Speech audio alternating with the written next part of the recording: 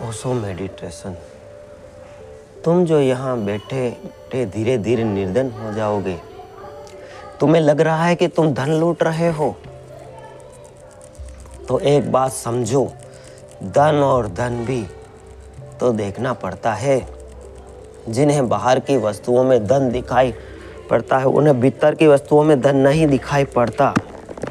तुम्हें भीतर की वस्तुओं में धन दिखाई पड़ जाता है, उन्हें जिन्हें बाहर की वस्तुओं में धन नहीं दिखा। बुद्ध ने अपना राजमहल छोड़ा तो उनकी सारथी ने जब उन्हें छोड़ने गया जंगल में, उसने पैर पकड़ लिए। सारथी, बूढ़ा सारथी बचपन से बुद्ध को रथ पर घुमाया करता था। बचपन से बुद्ध को बढ़ते हुए देखा है। उसके भी बेटे जैसा लगाव है बुद्ध से। उसने बुद्ध के पैर पकड़ लिए और कहा कि ये क्या कर रहे हो, जंगल में कहाँ जा रहे हो? इस महल को छोड़कर, इस संगमरमरी महल को छोड़कर, तुम्हें सुंदर यशोधरा तुम्हारी धर्मपत्नी को छोड़कर, उस नए पैदा हुआ बेटे राहुल को छोड़कर, अपने बूढ़े बाप को छोड़कर तुम कहाँ जा रहे हो? तुम बूढ़े बाप के हाथ की लकड़ी हो, या सुंदर महल, या सारा वैभव इस जंगल में मिलेगा क्या? यहाँ सारा वैभव है। तुम मुझसे पूछो, मुझे से पूछो, मैं जंगलों में यहाँ कुछ भी नहीं। दुनिया तो महलों की तरफ जाना चाहती है। तुम्हारा दिमाग ठीक है? तुम महल से छोड़ के जा रहे हो। कौन नहीं राजा होना चाहता? तुम महलों को छोड़ के जा रहे हो। जो बूढ़ा रोने लगा, उसकी बात भी ठीक ही। इस बूढ़े को जंगलों में कुछ भी दिखाई नहीं पड़ता। इस महल में दिखाई क्या पड़ता है? गरीब आदमी का धन महल में मालूम होता है। यह तो कभी इसी अमीर आदमी को समझ में आता है कि महल में कुछ भी नहीं। यह तो किसी अमीर के अनुभव में बात उतरती है कि यहाँ कुछ भी नहीं, क्योंकि देख लिया, कुछ पाया नहीं। शोरगुल तो बहुत है, सार बिल्कुल नहीं। बुद्ध हंसने लगे। उन्होंने कहा, तू तेरी तरफ से ठीक कहता है, लेकिन मेरी तरफ से वहाँ कुछ भी नहीं। वहाँ से देख के आ रहा हूँ। तू तो बाहर था बूढ़े, तू तो सारथी ही था। मैं भीतर रहकर आ रहा हूँ। मैं कुछ भी नहीं। जिन्हें तू महल कहता है, सुंदर आलीशान वैभव से भरे संगमरमर, उनमें केवल लपटों में जलता हुआ देख रहा हूँ। मुझे जल्दी दूर निकल जाने दे, इससे पहले कि मुझे भी खाक कर दे, क्योंकि बहुतों को खाक होते देखा है। मेरे पिता, उनके पिता, उनके पिता के पिता, सब खाक हो गए। मुझे भाग जाने दे। वहाँ लपटें उठ रही थी। वो बूढ़ा देखता रहा। महल की तरफ कोई लपटें नहीं। ये बड़ी दृष्टियों का भेद है। और बुद्ध ने जो था कहा, ठीक ही कहा था, क्योंकि जंगल में ही मिला।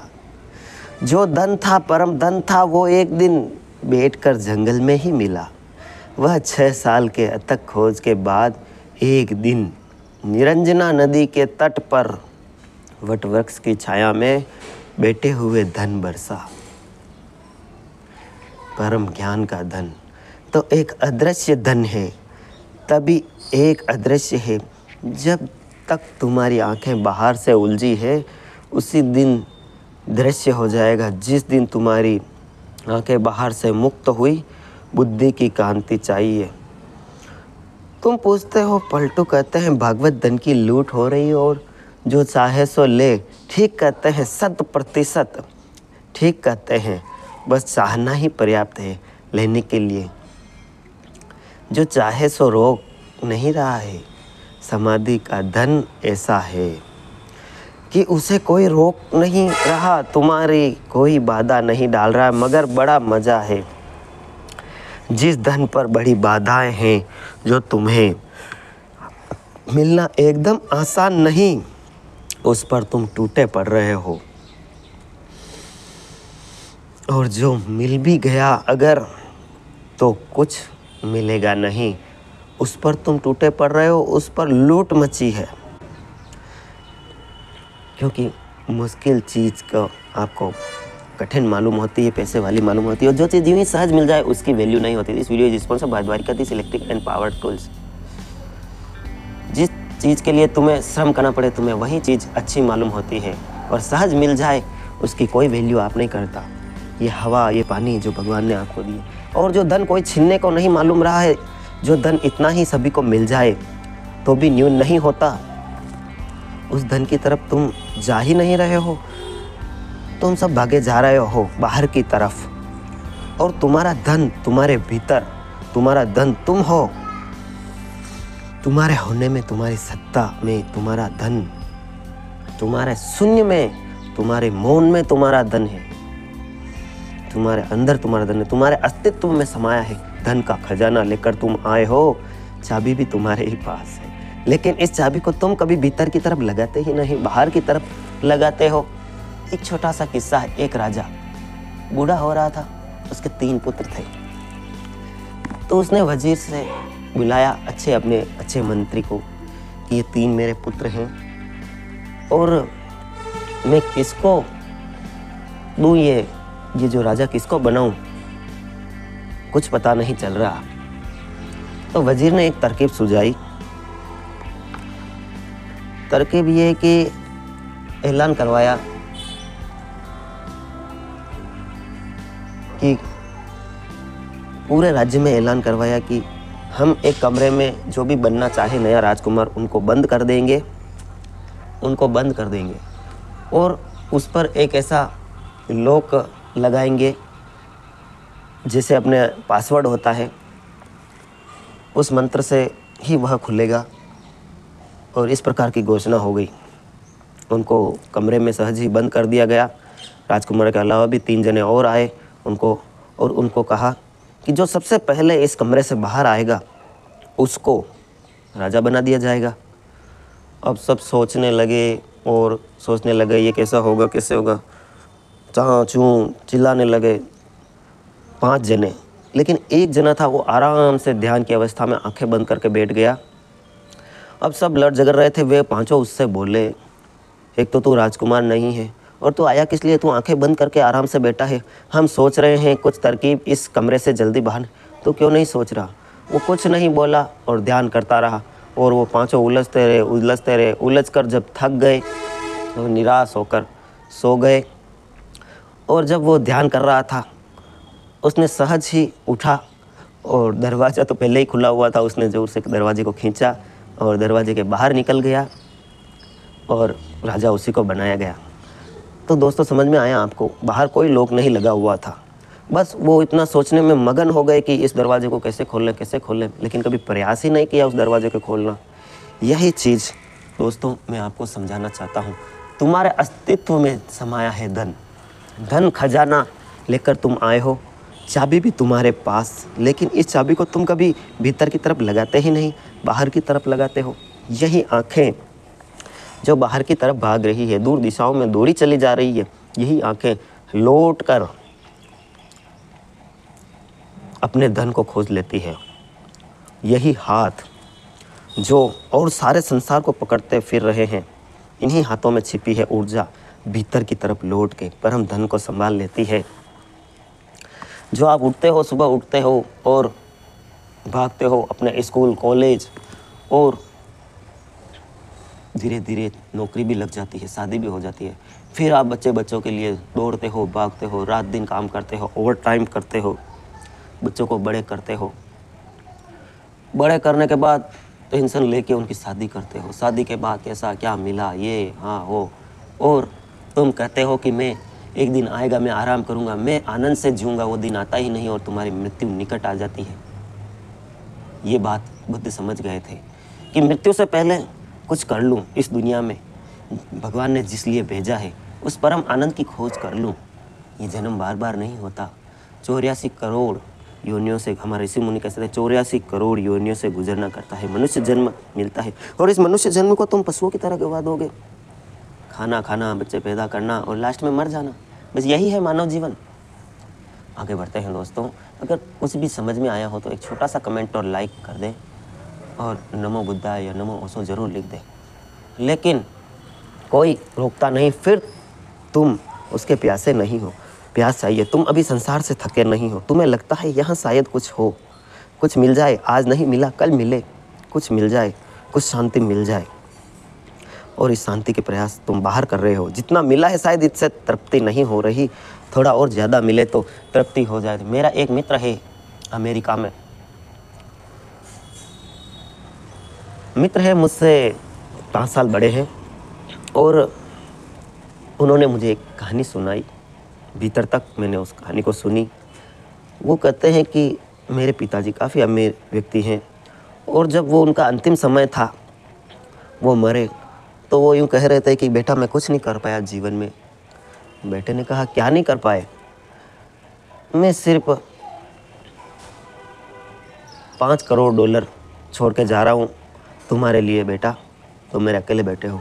मेरी इच्छा थी मैं तुम्हारे लिए $50 करोड़ छोड़ के जाऊँ। ये कैसे बात हो गई? अगर 50 करोड़ होते तो भी वो रोता हुआ ही मरता, फिर उसकी इच्छा बढ़ जाती, 200 करोड़ हो जाती, 200 करोड़ हो जाते तो 400। इच्छाएं कभी मरती है? इच्छाएं आगे से आगे। जिस चीज़ को आप लिए दौड़ रहे हो, आप दौड़ रहे हो, अगर आपने अपनी प्रेमिका से विवाह कर लिया है, तत्क्षण आप दूसरी इच्छा को जन्म दे देते हो और उसे भूल जाते हो। 10,000 रुपये तुम्हारे पास है तो शायद 10 लाख होंगे तो तृप्ति हो जाएगी। 10 लाख होंगे तो मन कहेगा 10 करोड़ हो जाए तो तृप्ति हो जाएगी। और मन के फैलाव का कोई अंत नहीं है, यह अनंत है, ब्रह्मांड से भी अनंत। मन आंकड़े बड़े करता जाता है। तुम यहाँ रहोगे, यहीं से मन के आंकड़े बाहर और भविष्य की तरफ विदर्ण हो जाएंगे। मन क्षितिज की तरफ फैलता चला जाता है। मन कभी तुम्हें ऐसा मौका न देगा कि अब आगे नहीं, बस कभी संतोष नहीं देगा। इसे आप इनर इंजीनियरिंग भी कह सकते हैं। मर गया होता कभी आपदाओं कठिन मार्ग से, यदि आशा श्रावण में नित्य यह संदेश देती प्यार से, घोट यह पी लो कि संकट जा रहा है, आज से अच्छा दिवस कल आ रहा है। मर गया होता कभी का आपदाओं की कठिनतम मार से, कभी का यह मन मर गया होता, लेकिन यह मन आशा का दिया जलाए रखता है। यह मन कहता है चला जाता है, यदि नहीं आशा श्रवण में नित्य संदेश देती प्यार से, बड़ी मीठी बातें करता है मन। मन कहता है फिक्र ना करो, दुर्दिन गए भले दिन आए, कोई अब मत लौटो। आपकी भाषा में अच्छे दिन आने वाले हैं। अगर मत लौट जाओ अब तो बिल्कुल हाथ नहीं है, मंजिल अब ना लौट जाओ, पागल हुए हो इतनी दूर चला जाए, अब यहाँ लौट कर जाते हो, घूंट यह पी लो कि संकट जा रहा है, आज से अच्छा दिवस कल आ रहा है। कल कभी नहीं आता मेरे दोस्तों, मेरे मित्रों, और मन कहे चला जाता है कि आ रहा है, आ रहा है, बस ज़रा ही दूर है। आपने देखा होगा कि पुराने ज़माने में घोड़ा गाड़ी आगे नहीं बढ़ती थी, या बैलगाड़ी आगे नहीं, तो एक डंडा लटका कर उस पशु के मुंह के आगे कुछ खाने के फल फ्रूट मिर्च लटका देते थे। घोड़ा आगे जैसे जैसे बढ़ता था, वह लकड़ी पे लगा हुआ उनके खाने का सब्जी फल फ्रूट भी आगे बढ़ता रहता। वही स्थिति मनुष्य की है। तो जागो, कब जागोगे? और तुम्हें तो मौका भी नहीं मिलेगा कि किसी ने बताया नहीं, जब मृत्यु पास खड़ी होगी, अंतिम दिन होंगे, तुम्हें तो यह कहने का भी मौका नहीं होगा कि योगी ने चेता नहीं। इसलिए अभी कर लो, आनंद में अभी रह लो। अच्छा दिवस कल आ रहा है, कल कभी नहीं आता नहीं, और मन कहे चला जाता है आ रहा है, आ रहा है, बस ज़रा ही दूर है, आया ही जाता है, कल कभी आता नहीं। मित्रों, कल सदा दूर ही बना रहता है। तुम्हारे बीच और कल के बीच दूरी शाश्वत है, सदा उतनी ही रहेगी जितना सदा से है, उनसे कभी कोई कमी नहीं पड़ेगी। मन सदा कल की बातें करता रहेगा। यह जो मन का धन है कल में है और कल आता नहीं, और यह असली धन है, यह कभी है यहीं और अभी तुम्हारे पास है असली धन, और तुम्हारे साथ ही आया है। असली धन खोता ही नहीं, सिर्फ विस्मरण होता है। हनुमान जी का आपने किस्सा होगा, बजरंगबली को अपनी शक्तियाँ भूल जाते थे। जब कुछ प्रॉब्लम आती तो उन्हें बताना पड़ता कि आप तो शिव के अवतार हैं, आप उड़ सकते हैं, आप कुछ भी कर सकते हैं। अब आपको कौन याद दिलाए? आपकी शक्तियाँ विस्मरण हो गई है, कौन याद दिलाए? चलो मैं याद दिलाता हूँ। और नकली धन कभी मिलता नहीं, सिर्फ आशा बंद थी। तो पलटू कहते हैं तो ठीक है कि जो चाहे सो लो, जिस दिन चाहोगे, जिस दिन भी तय कर लोगे कि बस ऊब गया, थक गया, अब और कल की दौड़ नहीं, अब और आपाधापी नहीं, समझ लिया मन को, मन का गणित समझ में आ गया। दोस्तों, आपने देखा है दिव्य कीर्ति सर को, और कई ऐसे हैं जो कलेक्टर IAS की नौकरी के लिए जो बचपन से बच्चे सपने देखते हैं, युवा इस पद के लिए लालायित रहते हैं। वो कलेक्टर आईएएस की नौकरी छोड़कर एक योगी बन गए, एक महात्मा। ये सब क्या है, आपको सोचना चाहिए।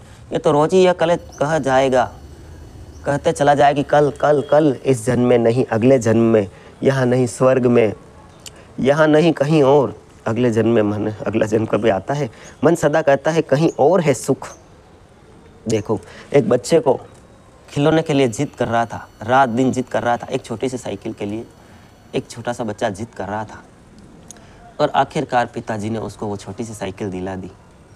1 घंटे चलाने के बाद उस साइकिल को रख दी, और साइकिल वो वहीं पड़ी रह गई, और बच्चा दूसरे खिलौने के लिए जिद करने लगा। यही होता है। भीखमंगा सड़क पर सोचता है कि चलते समय कि महल में जो विराजमान है वहाँ सुख है, और महल में जो बैठा है वह परेशान है, पीड़ित, रात भर सो नहीं पाता कि महल में नींद कहाँ आती है। जिसकी भूख भी मर रही है, केवल महल में भूख कहाँ है। जो किसी तरह दवाइयों के सहारे जिए जा रहा है। This video is sponsored by Dwarikadhish electric and power tools, Fatehnagar, Jaipur सिलाई के सामने। All type of spare air, original fridge जैसी पार्ट्स, कूलर, पंखे, वॉशिंग मशीन। तो दोस्तों, समझ में आ रहा है तो एक छोटा सा लाइक करें। दवाइयों के सहारे जो सोचता है रास्ते पर चलते भिखारी को देखकर कि शायद इस भिखमंगे की मस्ती में सुख हो, किस मजे से चला आ रहा है, किस मजे चला आ रहा है। देखो उसे, भिखमंगा रास्ते में सोया है, धूप में, घनी धूप में घुराटे ले रहा है, और जो महलों में सुंदरतम बिस्तर बनाए हुए हैं तो अभी नहीं सो रहा है।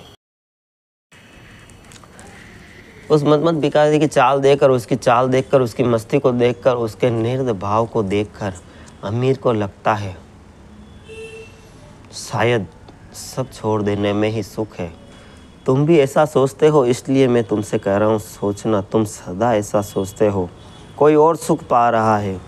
शहर में रहने वाला सोचता है गांव में रहने वाले लोग बड़े सुखी है। गांव वाले से पूछो तो गांव वाला लाख कोशिश कर रहा है कि कैसे शहर पहुंच जाए, बड़े शहर में मकान बना ले। बम्बईया सोचता है कैसे गांव पहुंच जाए, और गांव वाला सोचता है कैसे बम्बई पहुंच जाए। गांव वाले की एक ही आशा लगी रहती है, कभी बम्बई पहुंच जाए, और बम्बई वाला सोचता रहता है, कविताएं भी पढ़ता है, वह बम्बई ही लिखते हैं। वह कविताएं भी बम्बई में रहने वाले लोग लिखते हैं, गांव के सौंदर्य की, गांव की प्रकृति की, गांव के निष्क की। गांव गांव जाते नहीं वो, कौन रोक रहा है तुम्हें गांव जाने से, प्रकृति में जाने। मैं दिल्ली में था और एक हिंदी के बड़े कवि मुझे मिलने आए। उन्होंने कविता सुनाई, गांव की बड़ी प्रशंसा। मैंने उनसे पूछा, कविता तो ठीक है मगर एक सवाल पूछूं? कि पूछो योगी, नाराज़ तो नहीं होंगे? उन्होंने कहा नहीं, शायद मैं कविता के संबंध में कुछ पूछ रहा हूँ। मैंने कहा तुम्हें कौन रोकता है, तुम गांव चले क्यों नहीं जाते, क्या दिल्ली तुम्हारे पीछे पड़ी है? तो वो जरा चौंके। 10-5 लोग और बैठे थे, जरा बेचैन भी हो गए। इसका उत्तर क्या दे? रोकता है कौन तुम्हें? अभी निकल जाओ, टिकट की दिक्कत है तो मैं जिनके घर रहता है उनको टिकट का इंतज़ाम करवा देता हूँ। इनके अब जाने दे, ना पत्नी ना बच्चे, दिल्ली में भी घर द्वार नहीं है, होटल में रहते हैं। काहे परेशान हो, कौन से गांव जाना है? मैंने उनसे पूछा। उन्होंने कहा आप भी खूब है क्या, मुझे भेज ही देंगे? किस गांव की ये तस्वीर तुमने उतारी? अपनी कविता में कहने लगे किसी गांव की नहीं, ये तो गांव मात्र की। मैंने कहा फिर भी कोई गांव, ये कहीं ज़मीन यहाँ तुम्हें भेज दे, तुम दोबारा लौट के दिल्ली मत आना। ये तो कविता है, आप भी इसको बड़ी गंभीरता से ले रहे हैं। मैं तो समझा कि तुमने मेहनत की है, रात तक जागे होंगे, कविता लिखी है, जोड़ तोड़ के शब्द बनाए तो कुछ मतलब की होगी, कौन रोकता है? लेकिन यह गांव नहीं जाते, यह गांव से ही आए हैं, और इनको भली भांति पता है कि गांव का सौंदर्य कैसा है। कभी वर्षा के दिन में कीचड़ ही कीचड़, कबाड़ ही कबाड़, रोडें कहाँ बनती है, और मच्छर है, खटमल है, और हजार तरह की बीमारियां हैं, भुखमरी भी है। और ये सब प्रकृति सौंदर्य, ये सब बकवास शहर में बैठे आदमी को सूझ रही है। लेकिन तुम जहाँ नहीं हो वहाँ सौंदर्य दिखाई पड़ता है, वहाँ घट रही है असली बात। तुम जहाँ हो कुछ परमात्मा ऐसा नाराज है कि वहीं पर नहीं घटती, सब जगह घटती है। तुम स्वर्ग में हो तो यहाँ आना चाहते हो, देवता स्वर्ग में है, वो धरती पर जन्म लेना चाहते हैं, और तुम यहाँ हो, तुम स्वर्ग में जाना चाहते हो। असली बात, तुम यहाँ हो तो कुछ परमात्मा ऐसा नाराज है, वही नहीं घटती जब सब जगह घटती है। हर दूसरे की शक्ल में तुम्हें हंसती हुई मालूम पड़ती है बाहर से, और तुम भी भली भांति जानते हो कि तुम जब घर से निकलते हो तो आईनों में देख के दाग का चेहरा बना लूँ बनूँ कि तुम भी मुस्कुराते निकलते हो। फिर भी तुम्हारे अकल में नहीं आता कि सब मुस्कुराते निकलते हैं घर से, यह धोखा है। इंस्टाग्राम फेसबुक पर मुस्कुराते हुए फ़ोटो डालते हो, कोई मुस्कुरा रहा है, सब रो रहे हैं अंदर से। यह भीतर के आंसुओं का छिपा लेने की तरकीब है, यह आवरण है, यह मुस्कुराता हुआ, क्योंकि रोना जरा अभद्र होगा। और कौन अपनी बेइज्जती करवाए, रास्ते में खड़े होकर रोना, कौन अपनी दीनता दिखाए, शर्मा रहे हैं अपने रोने से, तो मुस्कुराहट पोत कर निकले। छुपा ली है झुर्रियाँ जीवन की, पाउडर आउडर मिलकर पाउडर लाली में लगा के किसी तरह छुपा लिए हैं। अपने को ही धोखा दे रहे हो, अपनी आंखों के अंधेरे सुरमा काजल में। वो कहते हैं एक कवि कि अपने आप को धोखा देने के लिए हजारों क्रीम चेहरे पे मलते हो। ये कैसा मनुष्य है, किसी तरह के बंधन के बाहर आ गए। इनको देख के दूसरे मोहेंगे और सोचेंगे गजब है ये आदमी, इसने कुछ पा लिया। मालूम होता है आदमी ऐसी मस्ती में चला जा रहा है, इससे तो पूछो, इसके भीतर तो झांको। और इसके भीतर झांकने की कोई ज़रूरत नहीं है, तुम अपने भीतर झांको। तुम तो यही कर रहे हो।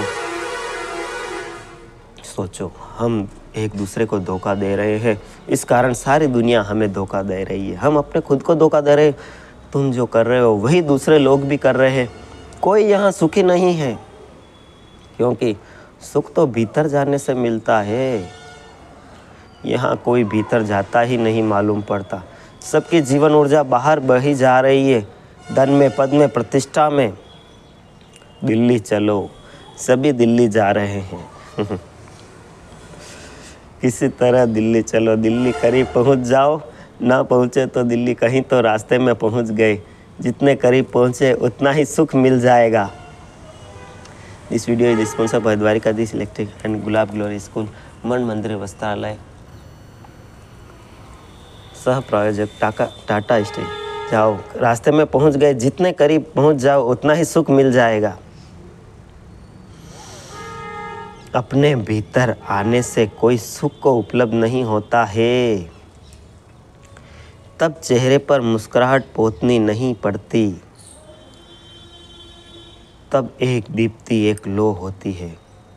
सहज, चाहे सोने का दिया हो या मिट्टी का, वो लो हो तुम, भीतर से उठती है लो।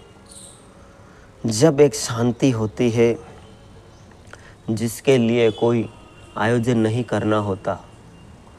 जागो तो रहती है, सो जाओ तो रहती है, उठो तो रहती है, बैठो तो रहती है, बोलो तो, चुप रहो तो, मौन में रहो तो, तब एक परम आनंद की लहर पहर 24 आवर बनी रहती है। 24 घंटे बने थे, जिसको पलटूने का आठों पहर तरह बजता है।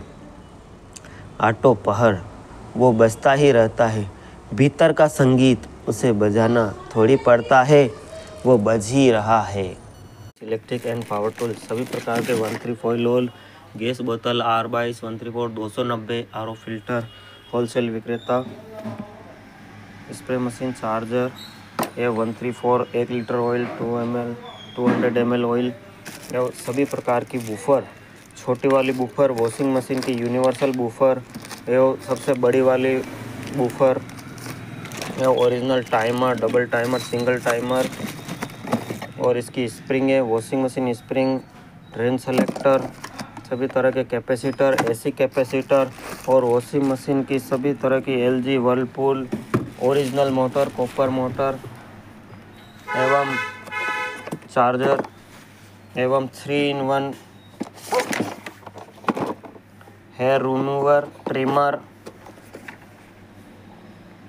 और हेयर ड्रायर होलसेल रेट पर द्वारिकाधीश इलेक्ट्रिक, चंगेड़ी रोड, फतेहनगर, विष्णु जी सोनी के सामने, चंगेड़ी रोड, फतेहनगर, 9782504860।